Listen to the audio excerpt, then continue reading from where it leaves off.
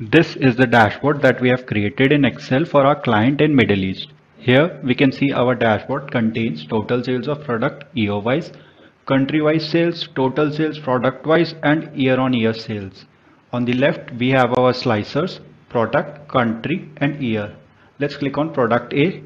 Everything else changes with respect to product A. Similarly with country and with year. Now this is just a simple and a basic dashboard that we have created. Now let's look at our dashboard in Power BI.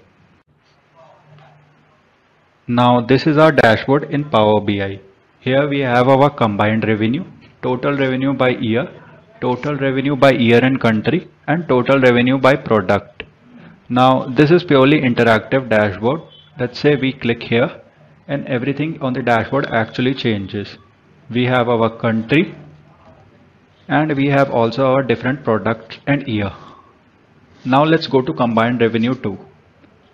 Here we can see our map and a graph. If I click on any product, we can see our map changes and our graph also changes. Now let's look at product X revenue. Here we have our total revenue, product wise split and percentage distribution of our sales country wise, product wise and year wise. Now this is also purely interactive. Similarly, the same thing goes for product E revenue. We can see our country and our percentage distribution with respect to years. Now we can definitely see a big difference between our dashboard in Excel and in Power BI.